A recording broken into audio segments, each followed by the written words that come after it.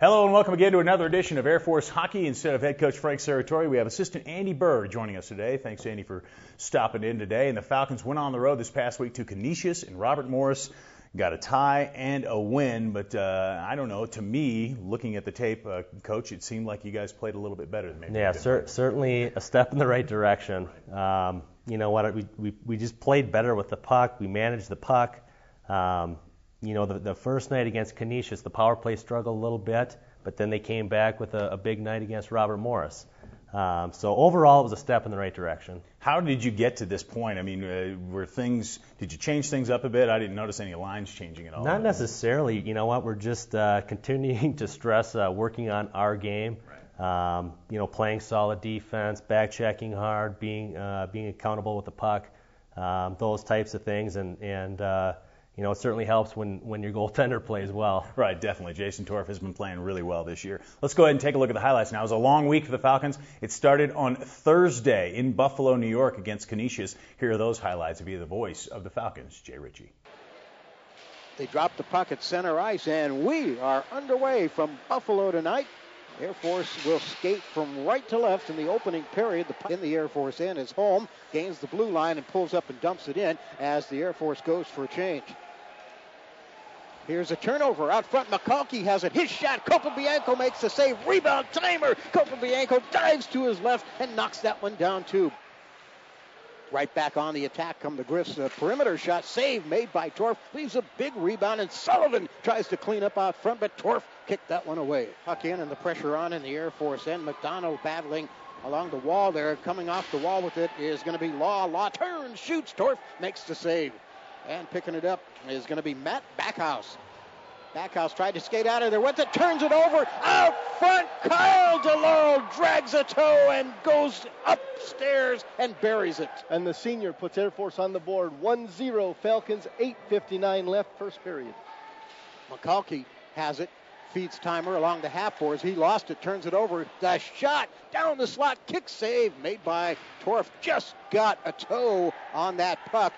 And that'll do it for the first period. Air Force will have a minute and 44 seconds of a power play to open period number 2. Timer picks it up and sends it out to the blue line. Halloran dumps it low on the goal line for McCalkey. McCalkey turns, Timer coming down the slot, swung at it, just didn't get there in time. Canisius comes out of there with it. 3-on-3 going the other way. Freeman in the middle. There's a shot. Torf with a save, and then he covers up in the goal mouth. The puck is still in the Air Force end, though. And cycle out front near the blue line by Canisius. Loose out front, scramble, goal, Canisius. And it ties the game 1-1 with 4:02 left, second period. When the smoke clears, it's a 1-1 tie, and Air Force will have a 2.5-minute power play to start the third. Well, no surprise, these two teams playing another tight game, Jay. 9 of the last 11 in this series have been decided by one goal or ended in a tie. Here's Mike Walsh through the neutral zone with speed. Falcons stay on side. He drops it for DeLauro. Comes in. He shoots. Knocked down by Copobianco. It's off his glove. Rebound. Falcons can't get there. And it's sent into the corner. And guess what? For the third time this season, the Falcons are headed to overtime. Up, and they throw it in, and it hits hard off the wall to Torf's left. Centering pass from there. Shot. Scramble out front. Torf got a piece of that one. And then the Falcons clear it out of harm's way. And for Air Force, for the third time in 5 games, the Falcons get a tie. And each of these teams gets a point in the standings. Yeah, they each get a point, so I guess it's not a totally lost cause. So at that point, the Falcons were 0-2-3, 3 ties in your first 5 games. Were you as a coaching staff starting to rethink this thing? You go, okay, when are we going to get a victory? No, you know what? We like our team. We like our team a lot, the personnel, I should say. And we're, you know, since the beginning of the season, obviously, we're just, like I said before, we're just working on our game and trying to get better, and it's a process, and it is every year. And we were hoping not to have to start at square one, but we did, and that's fine. You know, we'll just keep working at it, and as long as the guys stick together and keep working hard. I think we'll get to where we want to be. Just it might take a little longer than we wanted to.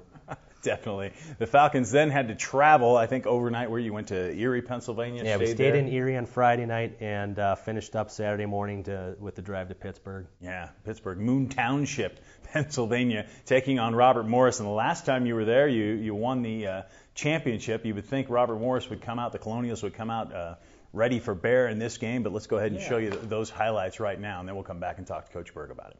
Brace brings it up from the neutral zone. He'll rim it in behind Torf. On the other end, bounces off of players, and Falcons may have a breakaway here. They do. This is Kleisinger. He will shoot on Levine, and Levine just got a piece of that and steered it wide. Across to the near side for Demers. Demers tried to center, broken up by Robert Morris. Demers gets it back, feeds Waldock at the blue line. Gets back to Demers, top of the circle. Sends it across to the other circle. McKenzie fumbled it, then fires away, deflects out front, and finds the back of the net. Air Force 1, Robert Morris 0. And Air Force gets a power play goal. It's 1-0 Air Force. 3:42 left, first period.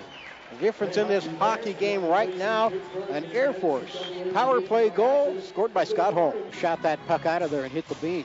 Falcons win the draw. They're on the power play here. Man advantage.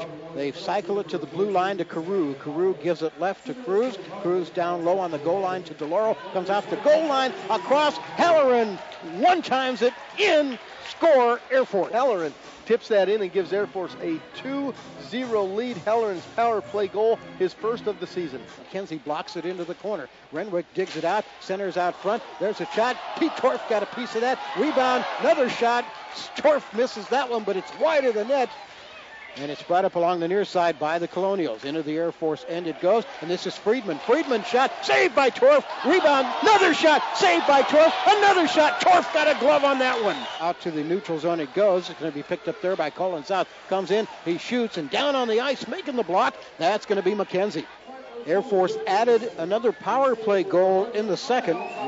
And Hervado picks up the puck with full speed going the other way. Comes in, shoots. Torf makes the save. Rebound. Second shot just missing. Following it up was Jones. Guerin, this side, back to South high in the slot. Shoots it right in to Jason Fabian. Fabian makes the block, and he's shaken up. Out of the box comes Weisenhofer, and we're back to 5-on-5 hockey. Falcons penalty kill. Had a couple of hairy moments there, but gets the job done. There's a save out front. Torf leaves a rebound, and picking it up is Friedman for the score. Air Force leads it 2-1. Robert Morris has pulled the goaltender. We've still got 1:15 to go. Extra attacker on the ice for Robert Morris.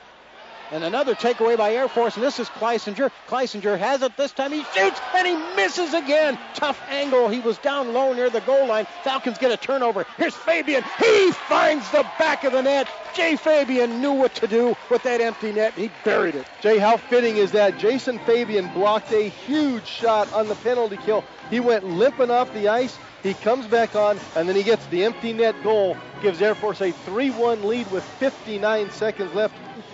Under 40 seconds to go. They pulled the goaltender on the Colonial side, and Air Force wins the faceoff. Got a chance at another empty netter. It's Fabian coming in, and Fabian, the empty netter again from Kleisinger. The Falcons taste victory for the first time this season. They come to Moon Township, Pennsylvania, and down the Colonials on the Colonials' home ice. The final score, Air Force 4, Robert Morris 1. So the final 4-1 score, thanks to those two empty netters by Jason Fabian, a little bit overbearing. I thought the pretty close game all the way through. Yeah, you know what? We kind of called out the power play a little bit after the game on Thursday. They had a pretty poor performance, and but they responded and came back, and we were just sharp. And a lot of times on the power play, it's not about being pretty, but just working hard and being dialed in, and they were. And obviously it was a big lift for our team to get a couple power play goals. The fans can look at it now and say, hey, the Falcons are 1-2-3. That's a pretty easy record to remember, but 1-0-1 more importantly in Atlantic hockey, so it was really key to get a victory and a tie. You're still undefeated in Atlantic hockey. Yeah, I mean, it's just good to get off the schneid a little bit, I guess, to say. Getting that first W hopefully will give us a little confidence coming in to this weekend. And just we're playing better. That's the biggest key. Right. wins and losses aside, it's about getting better, and we got better on the weekend. Right. I think a lot of fans who were watching maybe the Falcons on the B2 a little bit worried tonight because in the Canisius game, George McCulkey took a vicious hit. Of course, we're not going to show that to anybody, but took a vicious hit on the boards, and I guess I'm going to ask you, how's Georgie doing? Yeah, he's doing better.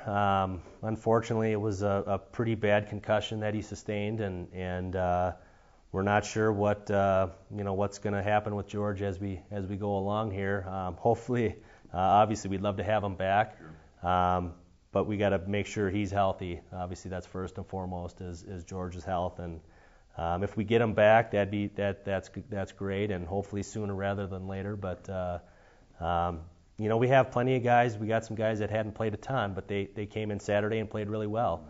And we don't have a lot of forwards, but we like all the ones that we have. Right. So that'll help hopefully offset some of the loss with George. Yeah, certainly. And thoughts and prayers definitely going out to the entire McCulkey family. Thankfully, his parents were there and were able to stay at the hospital with him. But speedy recovery for George. Let's move on now to Holy Cross coming into Falcon, the Cadet Ice Arena. And you will take on Holy Cross, who is now just one game ahead of you. They're 2-1, I believe, 3-1 overall, but 2-1 in Atlantic hockey. What kind of things do the Crusaders pose? You know what? For whatever reason, they match up well against us.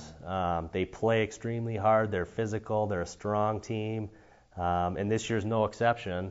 They come in with a veteran forward group, and they got a lot of size and strength, and they're going to be hard to play against.